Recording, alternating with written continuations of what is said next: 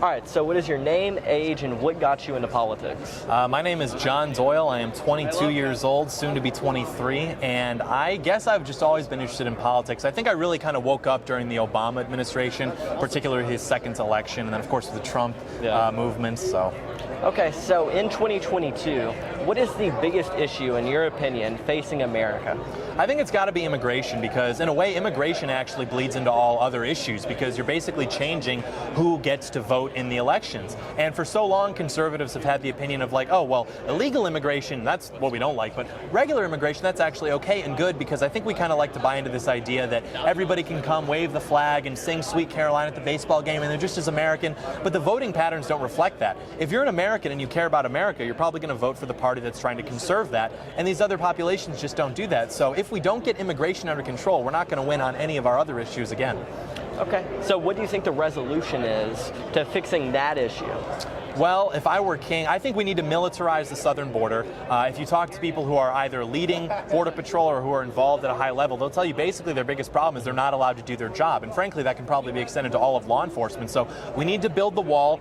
You know, I think the ICE operative budget is only like $8 billion a year. That's like 10% of what we just sent to Ukraine. I would put more money away from those foreign interests and put it into our own domestic interests. I would expand ICE, I would have mass deportations, I would have a militarized southern border. I want them all to get out. And then if they want to come back legally, maybe we can talk about that later, but they have no right to be here. What were your thoughts? I'm curious. What were your thoughts when you saw how much money we sent to Ukraine and then we're spending little to, probably not even a quarter of that in America? I felt humiliated, and that's why they do it. You know, oftentimes we question, like, why are they sending all of this money to Ukraine? Why are they making the NFL gay? It's like literally to humiliate normal Americans and let them know this is who's in charge, this is who's in power, and yeah, we're going to just literally like pee away all of your tax dollars over to some country which most Americans can't identify on a map and weren't even taught was something we were supposed to care about until I think February.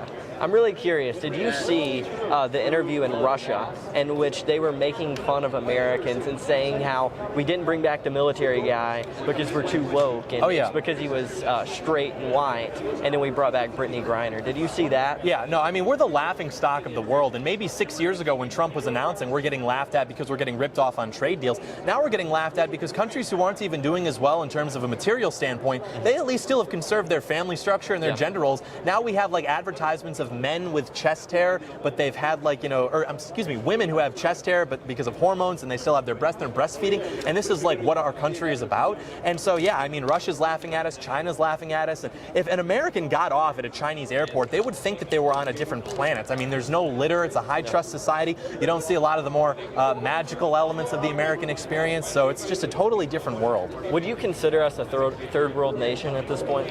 Yeah, I mean, I don't. So technically, I think that term was popularized to describe country standings during the Cold War, but how we identify it now, there aren't a lot of metrics where you look at a third world country and not see the same here. Like, yeah, we still have greater access maybe to food and to water and to air conditioning, but the food we eat is poison. The water we're consuming has hormones in it and all sorts of weird plastics in it. So we have the political corruption, we have the demonization of a certain type of person. Like, yeah, it's all there. So. Okay, it's time for the big question. With Trump announcing that he is running for president, and then with the Republican Party seeming to shift their support to Ron DeSantis, where do you personally stand? Are you more of a Trump guy or DeSantis guy? I am 100% a Trump guy, and the reason for that is you have to understand all of the people who, when Trump was debating on the stage with all these Ivy League trained lawyers and he was getting booed by all of these special interest groups, all of these donors, those people weren't just sold on Trump after that. They just went into the shadows, they're biding their time, and now they see an opportunity to do away with the Trump revolution in somebody like Ron DeSantis. I like Ron DeSantis. He's doing a great job as governor, but he has to understand that if he wants to actually take on Trump, who still has the most party support, he is going to have to get into bed with the worst people in the world who are trying to use him as basically a medium to do away with Donald Trump's revolution. And frankly, if you look at DeSantis' voting record when he was in Congress, it wasn't outstanding. It was pretty much a normal Republican. He got into D.C. 4 years before Trump did. Why didn't he start the America First revolution then? Ron DeSantis tends to vote wherever he sees the party momentum going, and he sees it with Trump. I mean, the guy did a campaign advertisement when he was running for governor that was literally, "I love Donald Trump so much. Look at, I'm teaching my kids about Donald Trump."